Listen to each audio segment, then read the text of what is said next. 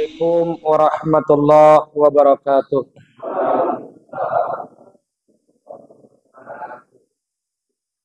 Alhamdulillahi rabbil alamin. Wassalatu wassalamu ala asrafil anbiya'i wal mursalin wa ala alihi wa sahbihi ajma'in. Pertama-tama hadirin yang dimuliakan Allah, mari kita panjatkan puji dan syukur kita kepada Allah karena atas limpah rahmat kasih sayang karunia-Nya kita semua masih bisa berkumpul di tempat yang mulia ini dalam perkara yang mulia dengan orang-orang yang insya Allah mendapatkan kemuliaan oleh Allah Subhanahu wa taala, sehingga apapun yang kita laksanakan hari ini mendapat keberkahan oleh Allah Subhanahu wa taala. Karena hadirin yang dimuliakan Allah Subhanahu wa taala, kalau orang yang disayang oleh Allah, maka Allah akan mudahkan dia dalam perkara-perkara ibadah seperti ini. Tapi kalau orang yang jauh dari hidayahnya Allah Subhanahu wa taala, maka selalu pasti ada alasan untuk jauh dari apa yang telah Allah perintahkan. Malah dia akan dimudahkan dalam perkara-perkara maksiat. Karena kalau saya selalu memberi contoh, ada satu orang ayah punya perusahaan, maka kalau anaknya mau kerja di situ, maka akan diberikan bagaimana caranya supaya biasa menjadi manajer yang baik, dirut yang baik, dilatih. Nggak akan mungkin disuruh untuk jadi cleaning service, nggak akan mungkin disuruh untuk ini dan itu sebagainya. Kenapa? Karena memang disiapkan pengen untuk jadi pimpinan perusahaan yang baik. Sama, kalau orang yang disayang oleh Allah Subhanahu wa taala karena memang sudah dijanjikan baginya surga, maka Allah akan mudahkan dia untuk melaksanakan semua ibadah. Jadi nggak sulit baginya untuk melaksanakan sholat 5 kali sehari semalam, nggak sulit baginya untuk baca Al-Quran berjuz-juz, nggak sulit baginya untuk berzikir ratusan ribuan mungkin.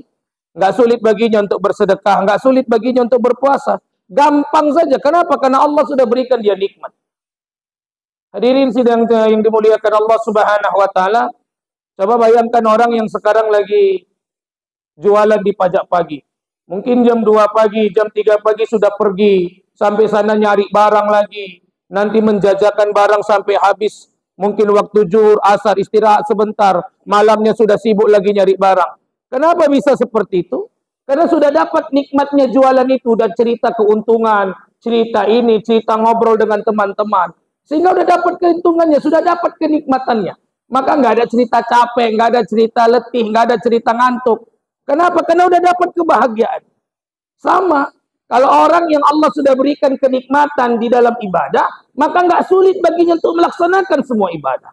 Sehingga kalau sedikit tadi mendengar apa kata sambutan dari Ustaz Siddiq, begitu juga dari Wakil Ketua FKSSM ya, FKSMM, menyatakan masalah kehadiran kita, sebenarnya yang pertama ini adalah ibadah kita kepada Allah Subhanahu wa taala. Kalau memang Allah Subhanahu wa taala pengen jadikan kita orang yang dekat dengan Allah, maka enggak sulit bagi kita untuk melaksanakan semua perkara seperti ini. Ini gampang. Kenapa? Karena memang enggak bisa. Ada ketertarikan hati terus untuk melaksanakan perkara-perkara kebaikan. Maka semoga apa yang kita laksanakan hari ini juga Allah hindarkan dari perkara-perkara buruk, sifat ria, sifat sombong, sifat angkuh, sehingga apa yang kita laksanakan hari ini tetap betul mendapat keberkahan dari Allah Subhanahu wa taala. Salam beriringkan selawat mari kita haturkan kepada arwah junjungan kita Nabi besar Muhammad sallallahu alaihi wasallam. Allahumma salli wa sallim wa barik alaihi. Insyaallah dengan seringnya kita berselawat, kita mendapatkan syafaat beliau di hari ini maupun yaumil akhir nanti. Amin amin ya rabbal alamin. Yang saya hormati semua al-ustad yang mungkin satu persatu tak mampu saya menjelaskan nama dan menyebutkan namanya, tapi minimal tadi ada 2 nama yang saya ingat. Yang pertama Ustadz Muhammad Siddiq yang selaku tuan rumah. Yang kedua Ustadz Samsir yang Masya Allah tak usahlah kita sebut mantan ketum ya, minimal presidium lah di FKSMM ini. Karena kayaknya kok mantan itu nggak ada yang enak gitu ya kan. Karena mantan istri tak enak, mantan suami tak enak, mantan teman tak enak gitu. Jadi kayaknya kalau kalimat mantan tuh kok agak kurang enak. Lebih enak dibuat agak sedikit puitis sajalah. Presidium ya kan. Nah, senior-senior kami di dunia dakwah, di dunia forum komunikasi silaturahmi, masjid musola. Ya, mencirim sunggal dengan mencirim kutalim baru.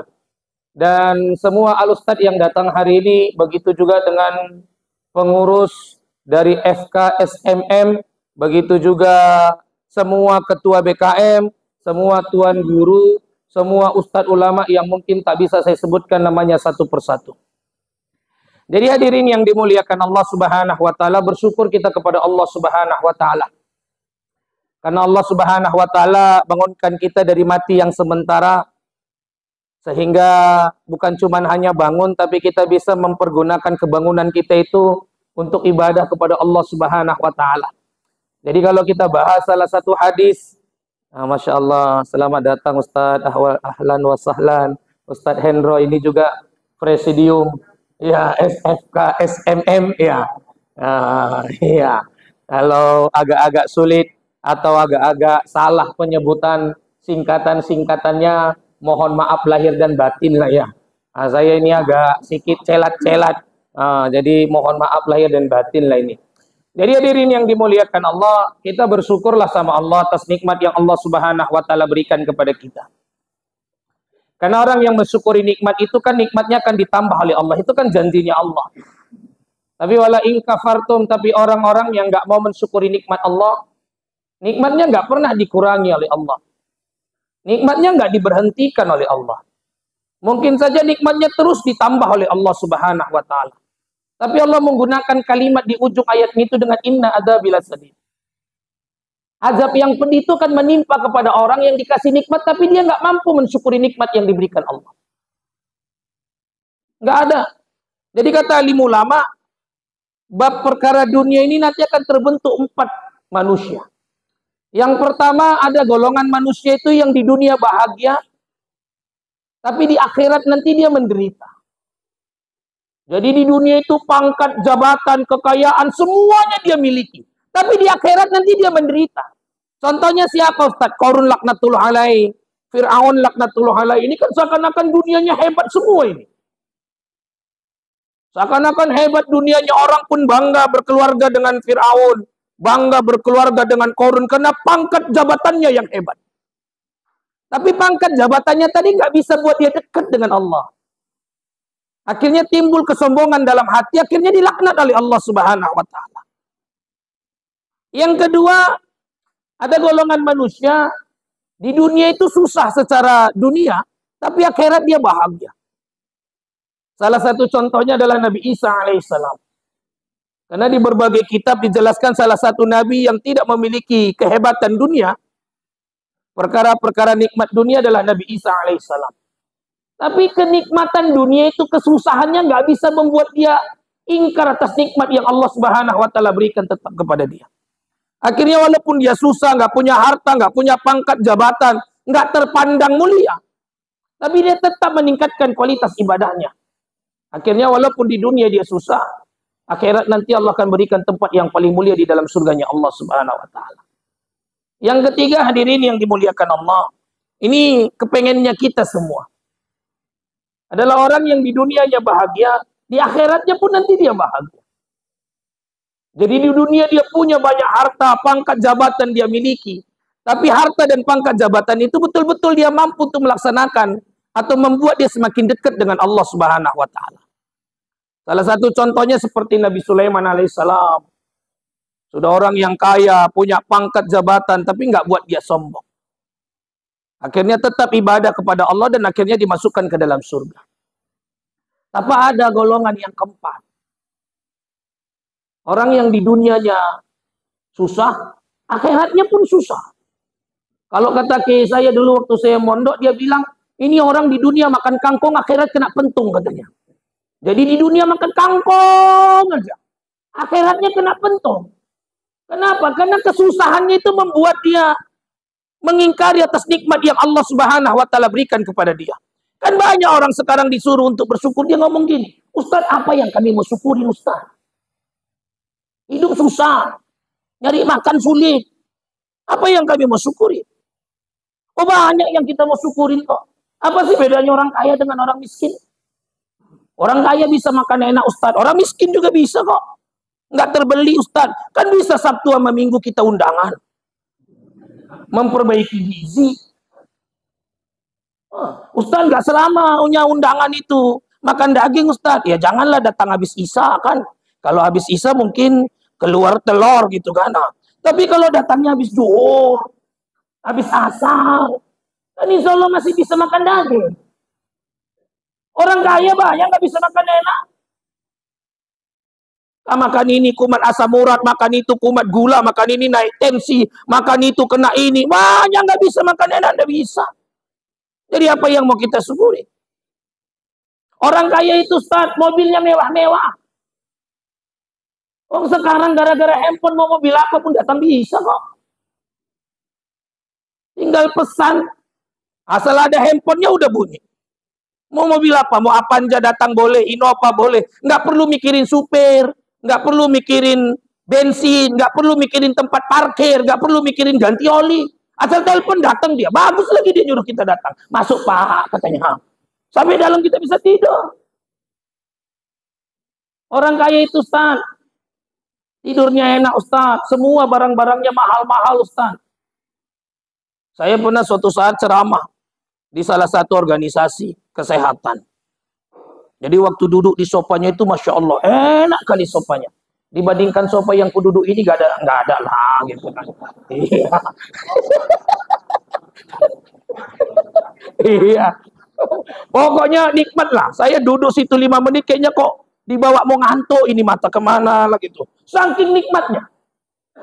Tapi ku tengok Pak dokter itu duduknya di kayu di papan. Kursinya saya bilang, Pak dokter kok nggak duduk di sampingku? Dia bilang, Ustaz, aku kena syarat terjepit Ustaz. Oh jadi dalam hatiku ketika pulang lebih bagus aku lah. Walaupun nggak punya tapi bisa menikmatin. Daripada punya nggak bisa menikmatin cuma nengok-nengok aja. Kan sakit kali kayak gitu. Aku nggak punya pun tapi bisa duduk di atasnya kan enak kali hidupku ini. Apalagi yang mau kita nggak syukuri sih.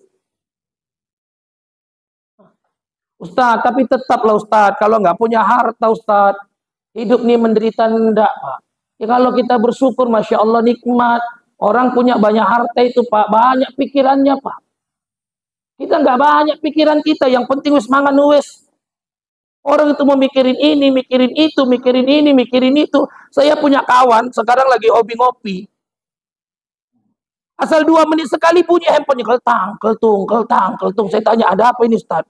CCTV Ustaz. Jadi asal rumah saya itu Ustaz ada gerak, nyamuk aja gerak Ustaz. Ini handphone bunyi keltang, keltung, keltang. Aku nggak pernah bunyi karena nggak ada yang mau kupikirkan. Nggak pernah bunyi, kenapa? Nggak ada yang mau dipikirkan apa pula rupanya. Kalau makin besar dunia kita, makin hebat dunia kita kan begitu. Ustaz, jadi nikmat yang paling besar itu Ustaz sehatnya Ustaz. Karena kalau banyak harta Ustaz bilang nggak sehat, nggak nikmat. Jadi nikmat yang paling besar itu sehat Ustaz. Enggak juga. Kenapa? Kalau saya Pak, izin nih mohon maaf. Lebih baguslah agak-agak sedikit sakit. Yang penting masih hidup. Daripada sehat nggak hidup. Iya kan? Aku mau nanya saja. Kan nggak apa-apa pilek-pilek sikit. Baru batuk-batuk sikit. Kan nggak apa-apa. Yang penting hidup. Daripada sehat nggak hidup. Ya, aku kan mau nanya. Iya, siapa yang mau memilih sakit hidup daripada sehat nggak hidup? Iya, jangan berpikiran aneh toh. Kan banyak orang sehat tiba-tiba jatuh di kamar mandi mati. Ada orang yang sehat naik kereta ditabrak orang mati. Kan nggak apa-apa kita pilek-pilek, yang penting masih ya sholat bisa hidup kan gitu. Zuhur masih bisa sholat, asar masih bisa sholat gitu. Kan itu kan lebih nikmat gitu. Jadi nikmat yang paling sempurna itu hidup Ustaz? Tidak juga. Nikmat yang paling sempurna itu adalah ketika kita mampu melaksanakan agama ini dengan baik dan sempurna. Karena kalau masalah susah, masalah ini, masalah itu Allah. Tidak adalah orang-orang paling susah di muka bumi ini cuma 2 kalau menurutku. Yang pertama Meggy Z, yang kedua Hamdan ATT. Udah selain itu nggak ada lagi orang susah di muka bumi. Karena saya kadang-kadang kuping ini suka dengar musik juga. Kalau Meggy Z kan dia kalau ngomong itu atau nyanyi itu kan dia bilang di dalam gubuk bambu tempat tinggalku gitu kan. Kan susah, kerasa yang datang ini nggak ada lagi rumahnya gubuk bambu. Masih ada? Oh ada, kalau kurasa enggak lah. Kalau apalagi ku tengok yang duduk di depan-depan nih, ya, kayaknya badan aja cuma Ustaz Samsin kayaknya yang kayak mana gitu. Kalau enggak sisanya yang Masya Allah kan gitu. Kalau Hamdana Tete lebih susah lagi. Karena katanya jangankan gedung, gubuk pun aku tak punya katanya. Jadi kalau Peggy Jen masih punya gubuk bambu, Hamdana Tete gubuk pun dia tak punya. Jangankan permata, duit pun aku tak ada katanya. Maka kalau orang ditanya siapa orang paling susah Ustaz, kalau menurutku cuma dua, Meggy Jet sama Hamdana Tete, itu nggak ada lagi orang susah. Kalau lagi yang lain, entah kenapa lah subuh nih, kok pengen kali kayaknya aku nyanyi terus ya kan. Kalau lagu dangdut yang lain malah lebih paten lagi katanya kan. Kalau masih miskin, makan pun bahagia katanya. Udah kaya baru bertingkah. Kan ada gitu. Sepiring kita berdua hidup pun terasa bahagia katanya. Tapi sekarang setelah kau jaya tinggallah diriku sendiri katanya. Iya doa Allah. Memang kayak gitu. Orang kalau udah mulai kaya, mulai bertingkah lah hidupnya gitu kan. Jadi hadirin yang dimuliakan Allah Subhanahu wa taala, apalagi momentum tahun baru Islam seperti ini. Maka sebenarnya harus ada perubahan. Maka kenapa Islam itu memilih hijrahnya Nabi dari kota Mekah ke kota Madinah sebagai pertanggalan baru dalam Islam. Maka disebut dengan hijriyah, asal katanya hijrah, berpindah Nabi. Karena memang asal tahun baru Islam, minimal semua orang beriman itu ada perubahan. Secara akhlaknya, secara ibadahnya, secara tingkah lakunya. Secara dia harus menjadi orang yang betul-betul beriman kepada Allah Subhanahu wa taala. Apa sih yang kami perlu perbaiki ibadah kami? Ustaz, banyak. Saya sehari-hari nggak sanggup ceramah sepandai-pandai Ustaz Hendro, Ustaz Siddiq, Ustaz Absir, nggak pandai. Karena saya kalau ceramah sehari-hari ngajar fikih saja. Oh banyak orang bermasalah-masalah bab fikih kok. Iya, masih banyak orang sibuk masalah bab fikih. Saya pernah baru-baru ini ceramah di satu masjid. Ada satu ibu-ibu nanya sama saya, Ustaz, iya Bu. Saya semalam kan sholat Ustaz di masjid ini, iya Bu. Saya tengok waktu tahiyat Ustaz tangannya gini-gini Ustaz. Ini kan batal sholat ibu itu kan Ustaz katanya. Saya bilang kenapa? Karena aku dulu belajar hukum fikih Ustaz. 3 gerakan yang tidak ada diatur dalam sholat, maka sholatnya batal. Kalau gini-gini kan lebih dari 3 Ustaz. Maka sholatnya batal Ustaz. Saya bilang sholat ibu itu nggak batal, yang batal sholat ibu. Oh kenapa sholat Ustaz? Waktu sholat pun sibuk nengok tangan orang, kan kurang kerjaan kali ibu-ibu ini kan. Kan kurang kerjaan kali waktu sholat pun dia sibuk nengok tangan orang. Cobalah. Kalau nggak aku tengok Ustaz, nggak tengok mana mungkin nampak. Walaupun nggak tengok pasti minimal ngelirik lah kan gitu. Kenapa rupanya Ustaz? Karena dalam mazhab Hanafi memang ketika tahiyat mereka menggerak-gerakkan jari. Menggerak-gerakkan jari ketika tahiyat. Memang digerak-gerakkan seperti ini. Nggak jadi masalah. Ini kadang-kadang bab itu yang kita permasalahkan, bab itu yang kita bahas. Saya dulu waktu mondok di Jawa nggak masalah tuh kunut. Orang kunut nggak masalah. Kalau kunut NU udah, nggak kunut Muhammadiyah udah aman. Saya ceramah di Masjid Muhammadiyah nggak kunut. Selesai, nggak masalah. Di sini orang ribut gara-gara kunut. Ini kunut kalau nggak kunut sholat subuh nggak sah. Yang bilang nggak kunut dia bilang, oh kalau kunut sholat subuhnya malah yang mendapatkan neraka dari Allah Subhanahu wa taala. Akhirnya orang nggak mau lagi datang sholat subuh. Ditanya kenapa nggak mau datang sholat subuh Pak? Dia bilang yang sholat aja pun gaduh aja Ustaz katanya. Ngapain kami sholat katanya? Sekarang ditanyai orang sekarang, Bapak sholat kunut enggak? Bapak kalau sholat subuh kunut enggak? Bapak kunut enggak? Bapak kunut enggak? Muhammad dia semua yang datang Ustaz, bukan. Jadi kenapa enggak kunut Pak? Kami udah enggak sholat subuh Ustaz katanya. Ya, kenapa udah enggak sholat subuh? Yang sholat subuh gaduh, neraka tempatnya. Ya bagusan kami enggak sholat subuh, ya neraka lah katanya. Kita masih gaduh dengan perkara-perkara bab itu. Sholat tarawih 11 rakaat yang benar.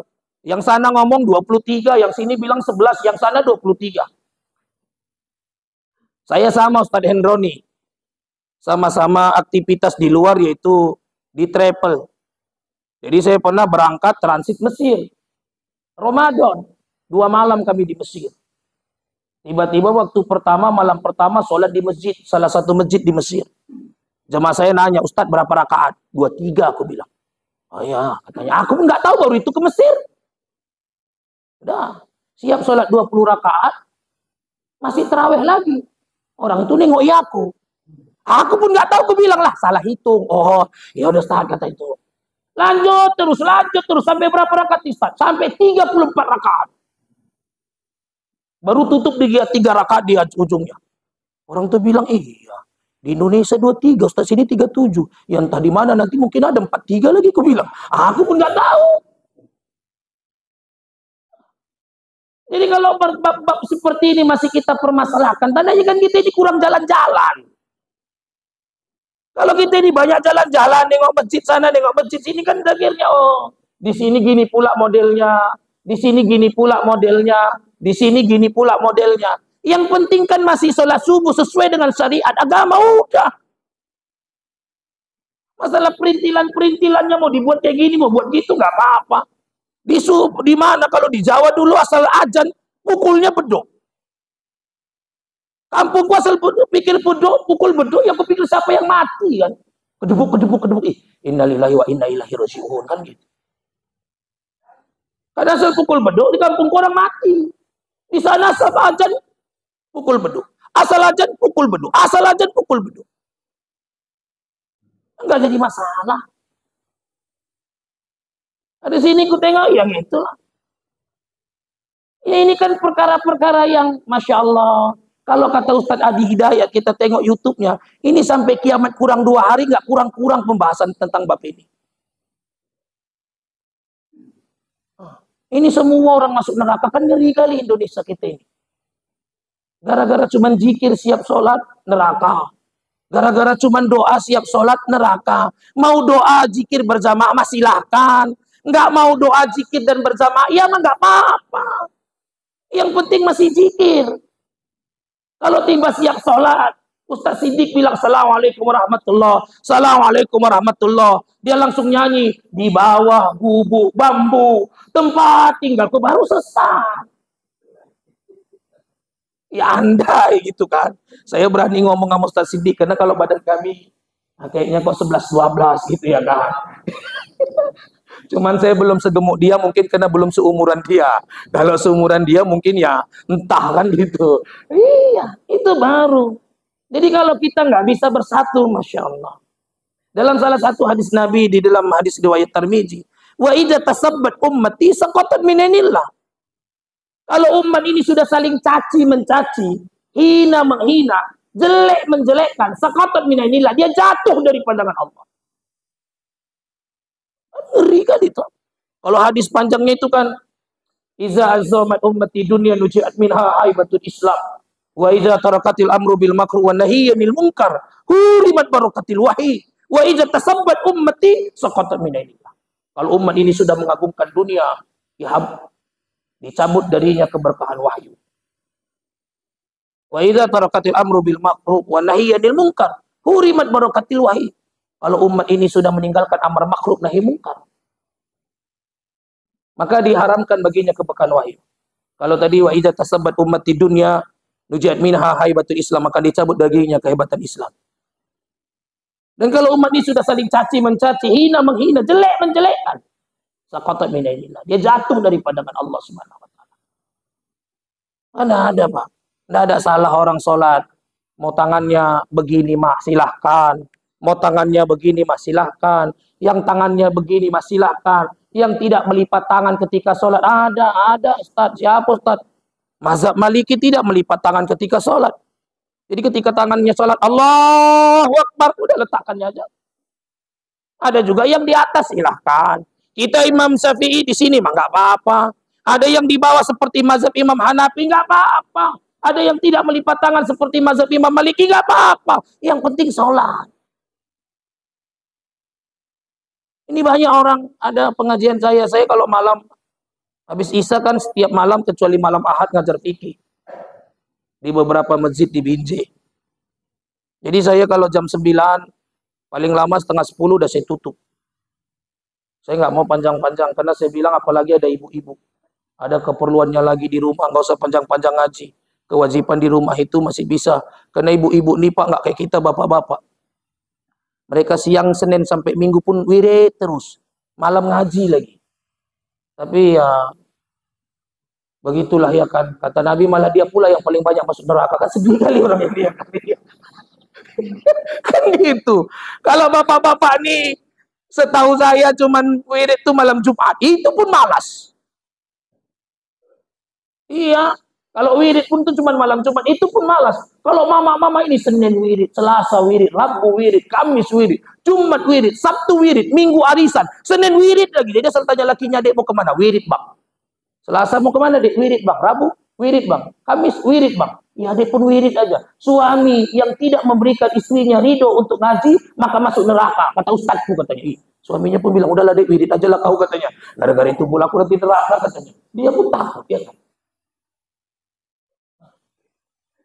Jadi hadirin yang dimuliakan Allah Subhanahu wa taala. Maka nggak pernah saya 9:30 paling lama udah saya tutup. Kalaupun ada pertanyaan saya bilang minggu depan kita tanya lagi ya, saya bilang. Karena udah 9:30. Ini ada satu siap saya ceramah gitu, jumpain saya Ustaz kami Ustaz. Kalau udah cerita ngaji Ustaz. Sampai jam 4:30 Ustaz. Pagi saya bilang, iya. Jadi mulai ngajinya jam berapa? Jam 10, jam 11 Ustaz. Sampai jam 4 pagi iya. Jadi subuh lah kalian bubar. Kau bilang, enggak Ustaz. Ada yang subuh tidur katanya. Jadi dalam hati ngapain kau ngaji sampai jam 4?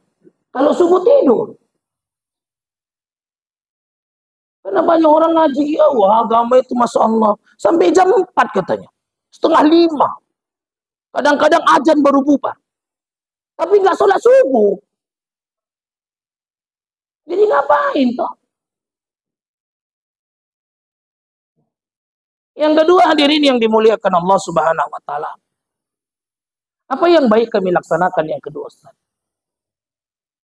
Yang kedua itu hadirin yang dimuliakan Allah nggak terlalu sibuk dengan keburukan orang lain. Nggak terlalu sibuk dengan kesalahan orang lain. Udah. Izin nih mohon maaf karena ada mak-mak di bawah belakang kan jadi sedikit dibahas. Kenapa yang paling banyak ibadah itu mama-mama tapi paling banyak masuk neraka itu mama-mama?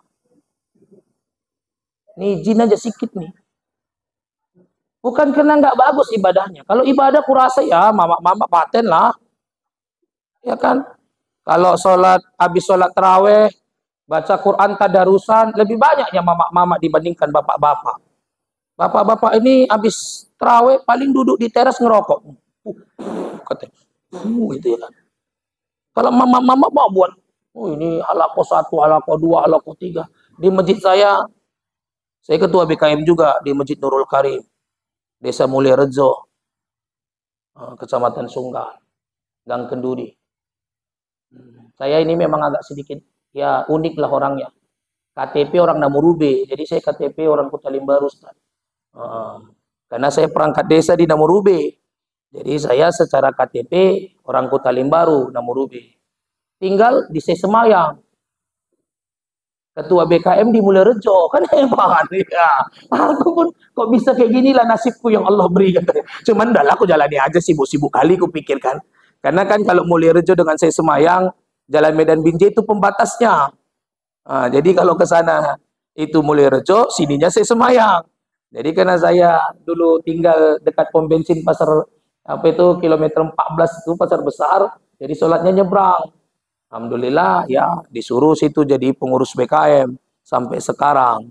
Jadi kalau orang tanya Ustadz KTP, ya KTP-nya Namurube.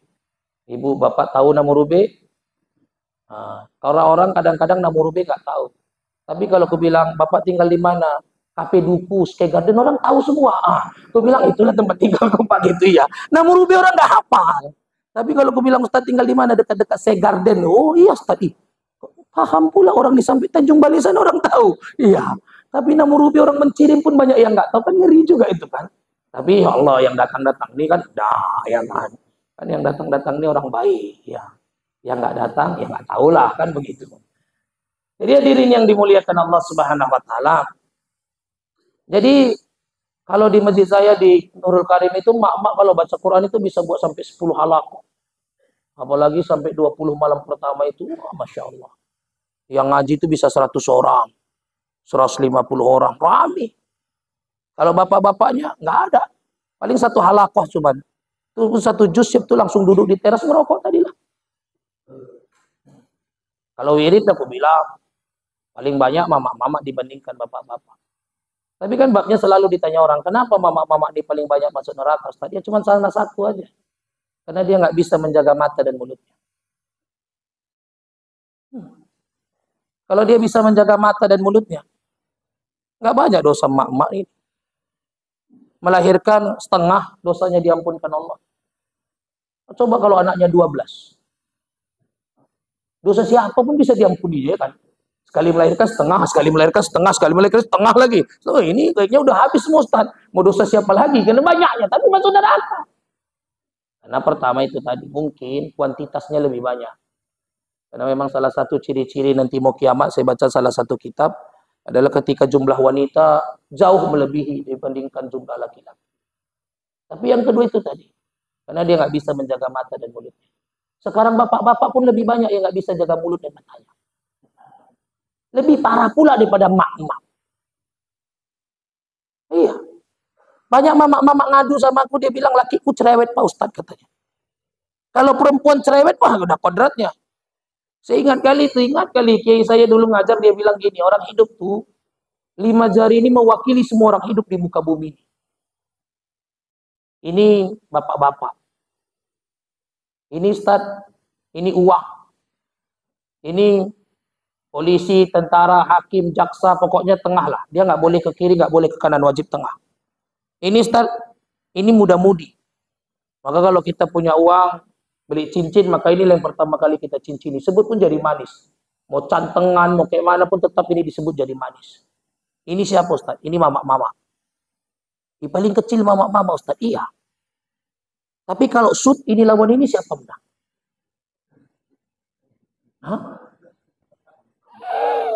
Ini yang menang. Siapa yang bisa ngalahkan ini? Kalau sud. Ini.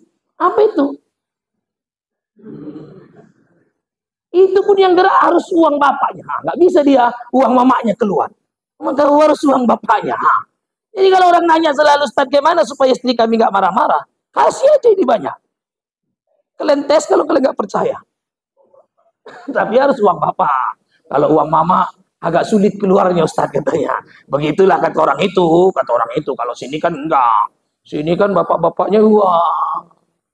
Aku tengok sekarang ada pula gara-gara bab ini pun viral pula di mana-mana. Kami tidak takut istri. Satu-satu pergi, ya Allah. Ustaz itu boleh nggak dalam hukum fikih? Nggak boleh Pak. Kita laki-laki ini imam di rumah. Menghargai boleh. Menghargai boleh. Ini buat video pula. Kami, untung FKSMM belum buat video. Coba kalau dia buat video semua. Kami, FKSMM, ngomong, kami tidak takut istri, katanya, tapi satu-satu pulang, gitu kan. Iya.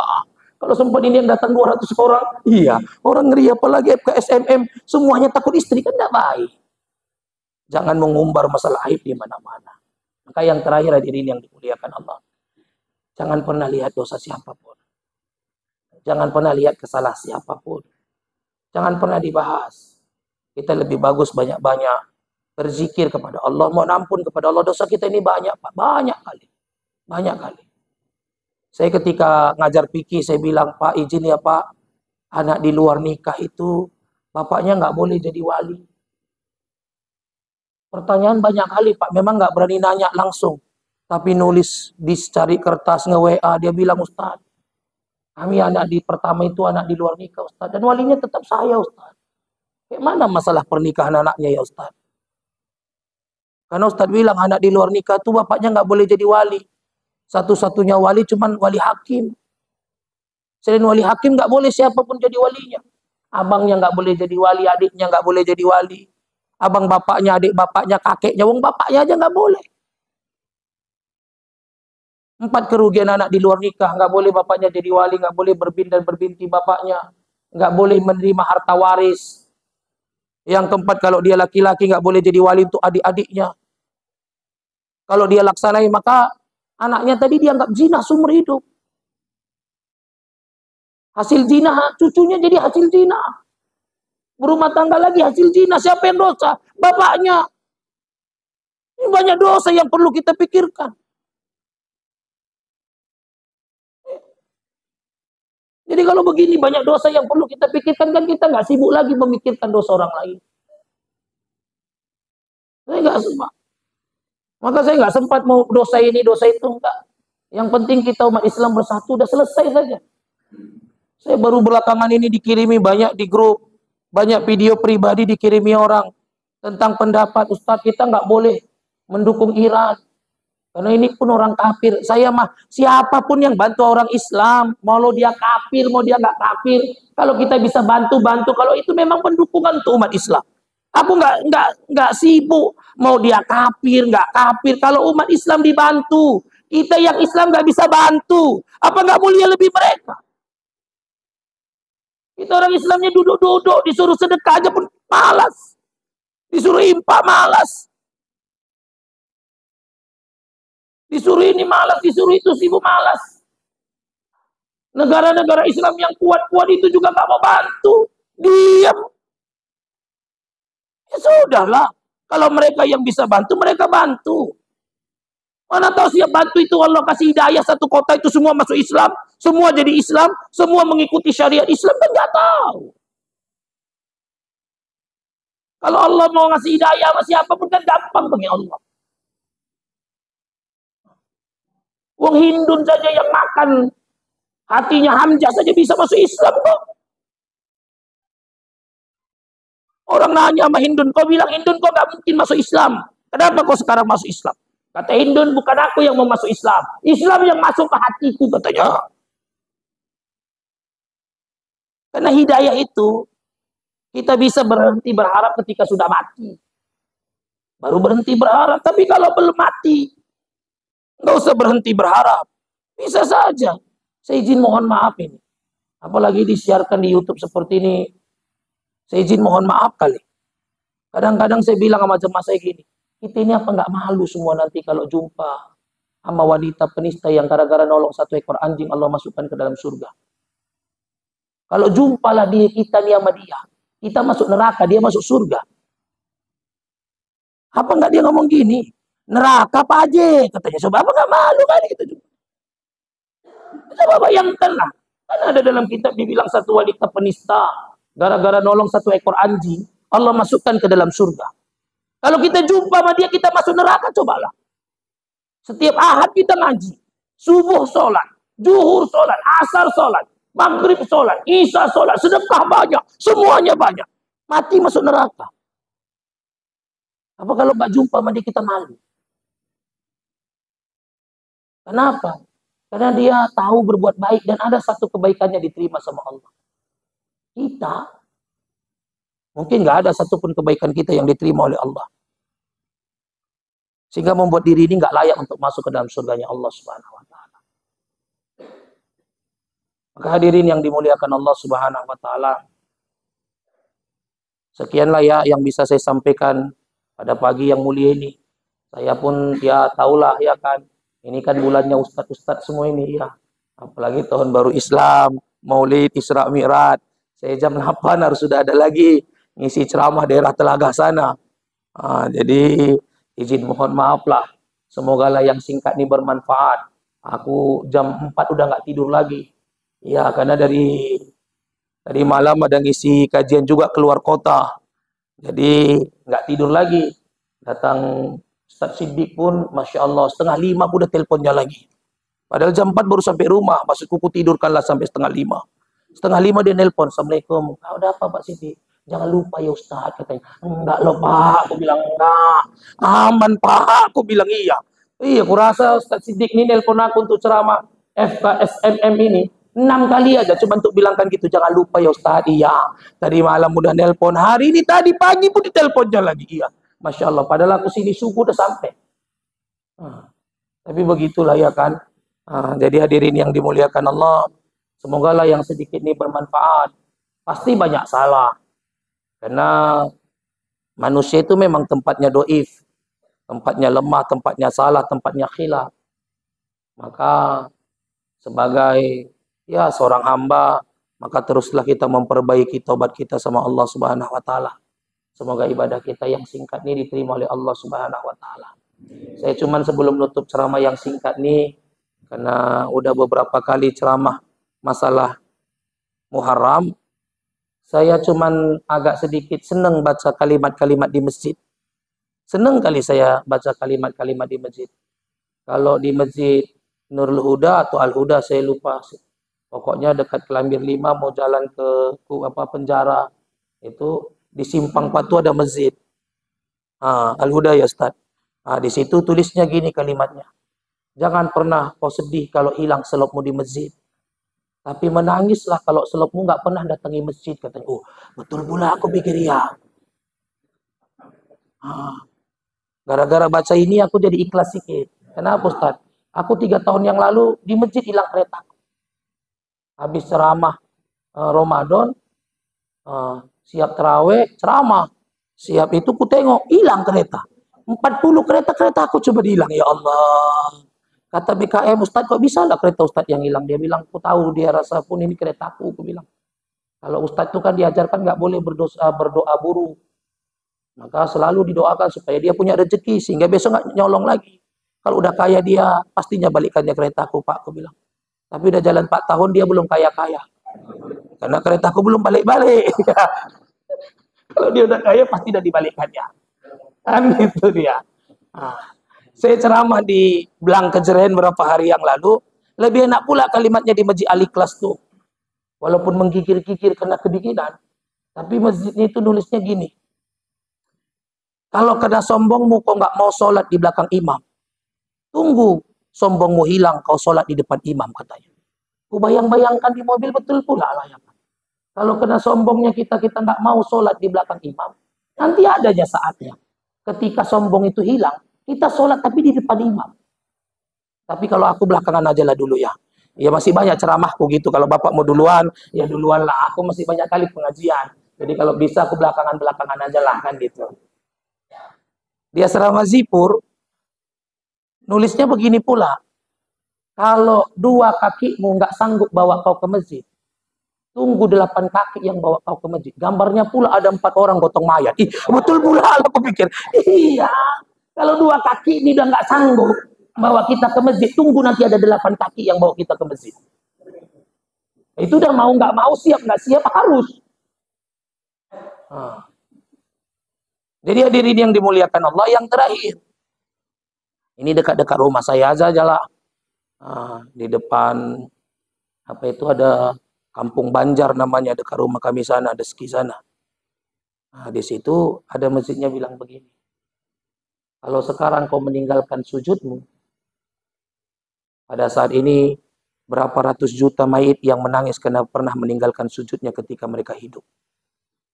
Jadi kalau hari ini kita masih bangga dengan meninggalkan sujud kita, padahal pada saat ini ada ratusan juta mayit di kubur yang menangis karena meninggalkan sujudnya kepada Allah.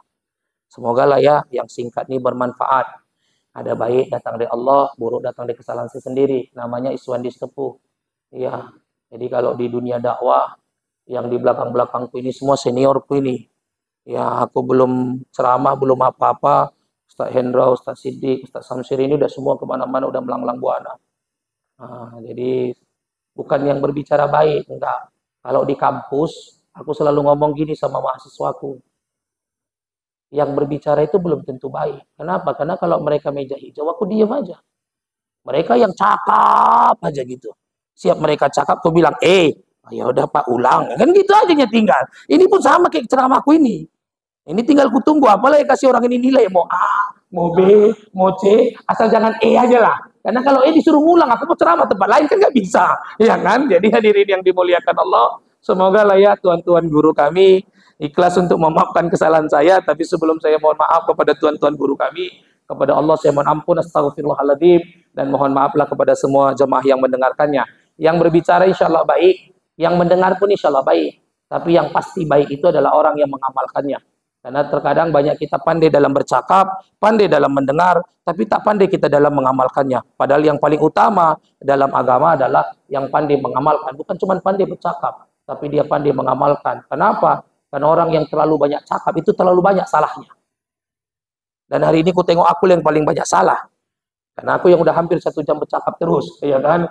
Jadi daripada semakin banyak salahku karena semakin banyak bercakap, ku tutup saja, ya kan? Semoga yang singkat ini bermanfaat. Kita tutup dengan doa kafaratul majelis. Subhanakallah wa bihamdi, subhanakallah wa bihamdika, asyhadu an la ilaha illa anta, astaghfiruka wa atubu ilaik. Assalamualaikum warahmatullahi wabarakatuh.